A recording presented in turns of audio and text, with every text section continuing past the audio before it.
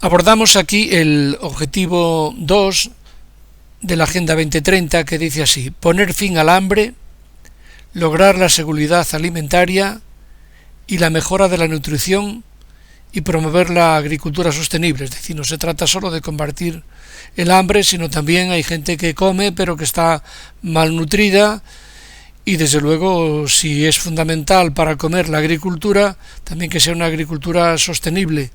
Y podríamos hablar también de la ganadería. Pasamos ahora a ver las 8 metas del objetivo número 2. Meta número 1. Poner fin al hambre.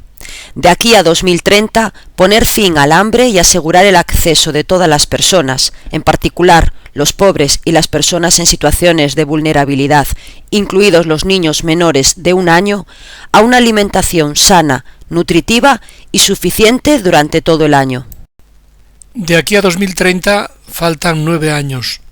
Realmente, ojalá se cumpliera esa meta, pero no es un escándalo pensar que hay que esperar 9 años con un mundo tan completo como el nuestro, que tiene tantos medios para que la gente no se muera de hambre. Meta número 2. Poner fin a todas las formas de malnutrición. De aquí a 2030, poner fin a todas las formas de malnutrición, incluso logrando, a más tardar en 2025, las metas convenidas internacionalmente sobre el retraso del crecimiento y la emancipación de los niños menores de 5 años, y abordar las necesidades de nutrición de los adolescentes, las mujeres embarazadas y lactantes y las personas de edad. Se habla aquí de jóvenes, adolescentes, niños. Podríamos pensar en la cantidad de comida basura que tragan a lo largo del día. Incluso las personas mayores, que a veces el problema es la obesidad. También los niños y los jóvenes. El bajar el colesterol. Desde luego, con lo que a uno sobra, a otros les podría ser más que suficiente. Meta número 3. Duplicación de productividad e ingresos agrícolas a pequeña escala. De aquí a 2030, duplicar la productividad agrícola y los ingresos de los productos de alimentos en pequeña escala, en particular las mujeres, los pueblos indígenas, los agricultores familiares, los ganaderos y los pescadores, entre otras cosas mediante un acceso seguro y equitativo a las tierras y a otros recursos o insumos de producción, y a los conocimientos, los servicios financieros, los mercados y las oportunidades para añadir valor y obtener empleos no agrícolas. Esto no es ningún invento nuevo. Es así como se vivía en nuestros pueblos. A pesar de la pobreza, incluso en las zonas más pobres, todo el mundo tenía agricultura de subsistencia y ganadería de subsistencia. Claro, en la medida en que tenían tierras o tenían pastizales, era más fácil quitar el hambre, pero desde luego esto no estaría mal, y sobre todo viendo que hay tantos pueblos que están las tierras abandonadas. Evidentemente contrario a esto es el latifundio. Por ejemplo, en la zona de Andalucía o de Extremadura no es tan fácil como en el norte, en las zonas de Castilla y León, de Galicia, donde la gente tenía propiedad, no así en otras zonas donde la gente no era propietaria porque estaba en manos de unos pocos. Meta número 4. Prácticas agrícolas sostenibles y resilientes. De aquí a 2030, asegurar la sostenibilidad de los sistemas de producción de alimentos y aplicar prácticas agrícolas resilientes, que aumenten la productividad y la producción, contribuyan al mantenimiento de los ecosistemas, fortalezcan la capacidad de adaptación al cambio climático, los fenómenos meteorológicos extremos, las sequías y las inundaciones y otros desastres, y mejoren progresivamente la calidad de la tierra y el suelo. Podemos poner un ejemplo muy práctico y reciente. En la isla de La Palma, con ocasión del volcán, hay tierras que han quedado sin riego. Bueno, pues en poco tiempo han puesto 2 plantas potabilizadoras portátiles que permiten regar bastante terreno. Otro tanto, diríamos, lo que hacía el padre Vicente Ferrer en la India, pues hacer pozos en tierras de secano.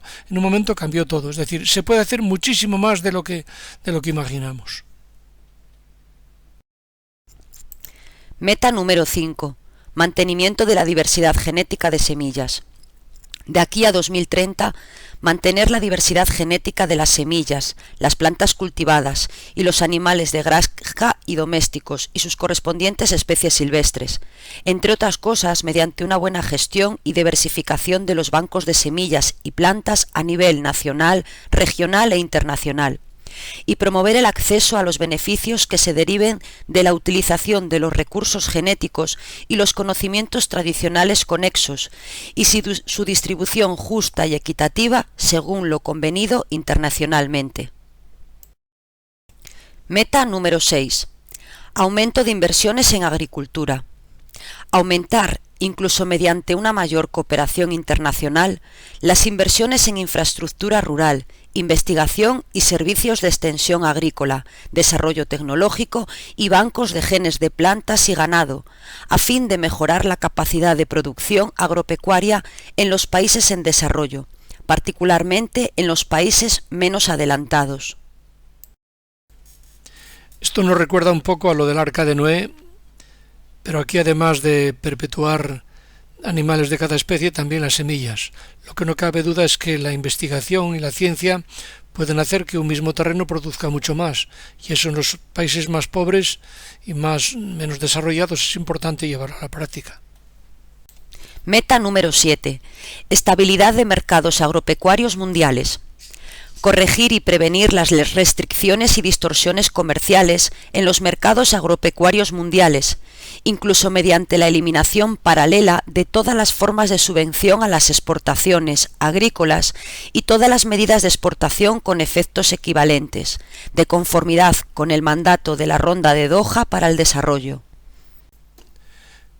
Desgraciadamente, los países más pobres y menos desarrollados siempre llevan las de perder.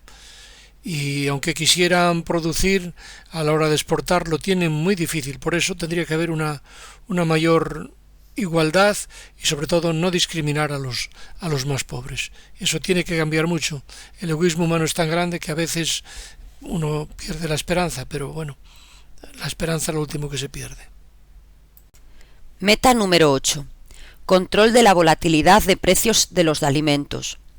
Adoptar medidas para asegurar el buen funcionamiento de los mercados de productos básicos alimentarios y sus derivados, y facilitar el acceso oportuno a la información sobre los mercados, incluso sobre las reservas de alimentos, a fin de ayudar a limitar la extrema volatilidad de los precios de los alimentos. Hay una cosa que se llama el libre mercado, que es muy importante, y otra cosa, el extremo opuesto, que sería el comunismo. Pero tiene que haber un término medio. Libertad sí, pero un cierto control por parte del Estado. Lo que pasa es que a veces hay intereses creados tan grandes que el Estado se somete precisamente al poder del mercado. Ante el problema del hambre, quienes primero tienen que responder, o quienes más deberían responder, son los políticos y los economistas y los empresarios, el mundo empresarial, el mundo del dinero. Pero claro, la Iglesia no puede permanecer indiferente y ajena. Por desgracia, muchas veces es ella la que tiene que sacar las castañas del fuego, como se suele decir, y tiene sus iniciativas. Una de ellas es, por supuesto, a nivel doctrinal, sugerir lo que se debe hacer, pero también llevarlo a la práctica, y de hecho lo está haciendo. La labor de los misioneros en otros países, la labor de la Iglesia aquí, incluso en los momentos más difíciles, es auxiliar. Desde luego lo ideal sería no dar una respuesta caritativa, primero sería la justicia, pero no puede faltar tampoco esa dimensión caritativa cuando la gente se está muriendo de hambre. En este sentido, como en cuanto a teoría, pues tenemos la doctrina de la Iglesia. Fundamentalmente yo diría que la Populorum Progressio de Pablo VI, que es lo que ha inspirado los demás documentos, incluso en el mundo civil también ha tenido mucha repercusión. A partir de aquel momento surgieron muchas ONGs y, en fin, muchos movimientos de lucha contra el hambre. Son muy reveladoras las palabras del apóstol Santiago en su carta, en su epístola. Si el hermano o la hermana están desnudos y les falta el cotidiano alimento, y alguno de vosotros les dijere, id en paz, calentaos, hartaos, pero no les diereis con qué satisfacer lo necesario para su cuerpo, ¿qué provecho les vendría? Hoy ya nadie puede ignorarlo. En continentes enteros son innumerables los hombres y las mujeres torturados por el hambre, innumerables los niños subalimentados, hasta tal punto que un buen número de ellos mueren en la flor de su vida. El crecimiento físico y el desarrollo mental de otros muchos queda impedido por la misma causa, por todo lo cual regiones enteras desfallecen con la tristeza y el sufrimiento. La campaña contra el hambre, emprendida por la Organización Internacional para la Alimentación y la Agricultura, conocida por la FAO, y alentada por la Santa Sede, ha sido secundada con generosidad. Nuestra Cáritas Internacional actúa en todas partes y numerosos católicos, bajo el impulso de nuestros hermanos en el episcopado, dan y se entregan sin reserva, aun personalmente, para ayudar a los necesitados, ensanchando progresivamente el círculo de cuantos reconocen como prójimos suyos. No se trata tan solo de vencer el hambre, y ni siquiera de hacer que retroceda la pobreza. La lucha contra la miseria, aunque es urgente y necesaria, es insuficiente. Se trata de construir un mundo en el que cada hombre, sin exclusión alguna por raza, religión o nacionalidad, pueda vivir una vida plenamente humana, liberada de las servidumbres debidas a los hombres o a una naturaleza insuficientemente dominada. Seguimos con las palabras del Papa Pablo VI en la Populorum Progressio. Y nos dice: cada uno examine su conciencia. ¿Está cada uno dispuesto a ayudar con su propio dinero a sostener las obras y empresas debidamente constituidas en favor de los más pobres? ¿A soportar mayores impuestos para que los poderes públicos puedan intensificar su esfuerzo en pro del desarrollo? ¿A pagar más caros los productos importados para así otorgar una remuneración más justa al productor? ¿A emigrar de su patria si así conviniere y se hallare en edad juvenil para ayudar a este crecimiento de las naciones jóvenes? El deber de solidaridad que está vigente entre las personas vale también para los pueblos. Deber gravísimo de los pueblos ya desarrollados es el ayudar a los pueblos que aún se desarrollan. Si es normal que una población sea la primera en beneficiarse con los dones que le ha hecho la providencia como fruto de su trabajo, ningún pueblo puede, sin embargo, pretender la reserva para exclusivo uso suyo de sus riquezas. Cada pueblo debe producir más y mejor, a fin de que, por un lado, poder ofrecer a sus conciudadanos un nivel de vida verdaderamente humano y, por otro, contribuir también al mismo tiempo al desarrollo solidario de la humanidad. Para obtener su plena eficacia, estos esfuerzos no deberían permanecer dispersos o aislados, menos aún opuestos los unos a los otros por motivos de prestigio o de poderío. La situación exige programas concertados. En realidad, un programa es algo más y mejor que una ayuda ocasional dejada a la buena voluntad de cada uno. Supone estudios profundos, precisión de objetivos, determinación de medios, unión de esfuerzos con que responder a las necesidades presentes y a las previsibles exigencias futuras. Al trabajar por el mejor ordenamiento del mundo, valoriza al hombre mismo. Pedimos la constitución de un fondo mundial, alimentado con una parte de los gastos militares, a fin de venir en ayuda de los desheredados. Lo que vale para la lucha inmediata contra la miseria, vale también para el nivel en escala de desarrollo. Solo una colaboración mundial, de la cual un fondo común sería, a la par, señal e instrumento, permitiría superar rivalidades estériles y suscitar un diálogo fecundo y pacífico entre todos los pueblos. Esta cita también la hace suya el Papa Francisco.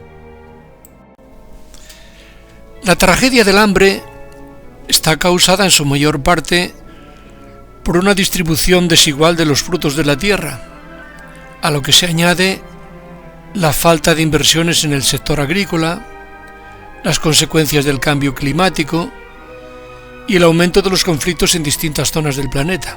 Por otra parte, se desechan toneladas de alimentos. Ante esta realidad no podemos permanecer insensibles o quedar paralizados. Todos somos responsables. Para la humanidad el hambre no es solo una tragedia, sino una vergüenza. El Papa llama a un cambio radical. No basta concentrarse en la tecnología para aumentar la capacidad del planeta, si el resultado es explotar la naturaleza hasta el punto de esterilizarla, ampliando así no solamente desiertos externos, sino también desiertos espirituales internos. No basta con producir alimentos suficientes si luego muchos se quedan sin un pan de cada día. No es suficiente porque esto constituye un verdadero escándalo, un crimen que viola los derechos humanos básicos y una injusticia, que todos tienen el deber de extirpar mediante acciones concretas y buenas prácticas, y a través de políticas locales e internacionales audaces. ¿Qué se puede hacer? El Papa Francisco nos ofrece sugerencias.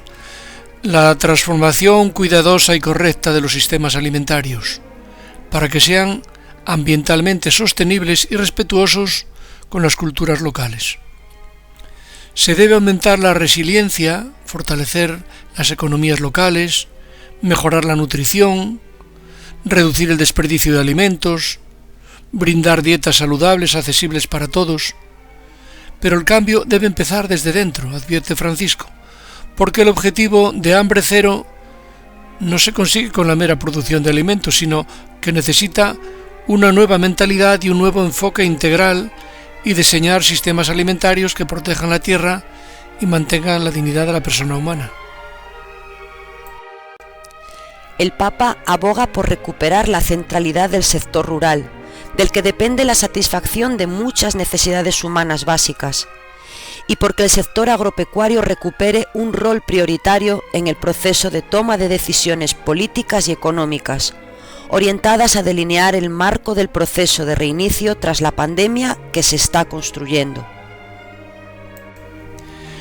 A la hora de reflexionar sobre el tema del hambre y la Iglesia, su relación con la Iglesia, está claro que tenemos presentes dos joyas que realmente tiene la Iglesia, que son Cáritas, por supuesto, a nivel internacional, y Manos Unidas, que es propiamente española. Por supuesto que para comer, como decía el apóstol Santiago, no se trata de dar teoría de buenas palabras, sino comida. Entonces, Manos Unidas y Cáritas, dan realmente comida, alimento, que es lo que necesita el hambriento. Quizá Manos Unidas, aunque también Cáritas, busca no solamente dar alimento, sino ayudar a poder conseguirlo. Es decir, si en un país de África pasan hambre y consiguen poner regadío a tierras de secano, consiguen dar una formación profesional, enseñar a cultivar la tierra, pues eso es mucho más importante. Lo que hemos dicho y repetiremos muchas veces más, es más importante enseñar a pescar que dar un pescado. Y desde luego que Cáritas y Manos Unidas son un ejemplo, no son las únicas, que están haciendo algo que desde luego de momento es casi lo único y más importante que se está haciendo. Con frecuencia hablamos de las colas del hambre, pero ¿dónde están esas colas del hambre? ¿En los bancos, en los ayuntamientos, en los ministerios, en la Moncloa? No, están en las iglesias o en las oficinas de Cáritas. Por tanto, hay que reconocer que el papel de la Iglesia es fundamental. ¿Que se puede superar? Por supuesto. Cáritas necesitaría, y Manos Unidas, muchos más socios, mucho más colaboración, porque aunque creemos que no tenemos, es mucho más lo que nos sobra. Y se puede hacer muchísimo más. Aparte de la denuncia social, que también es importante. Pero claro, no se trata solamente de teoría, sino sobre todo de llevarlo a la práctica. Y la Iglesia en este sentido es ejemplar, como lo son también cristianos a título personal, que tienen conciencia y ayudan a veces dentro de la propia familia, a los que se han quedado sin trabajo, o a vecinos o a personas que conocen.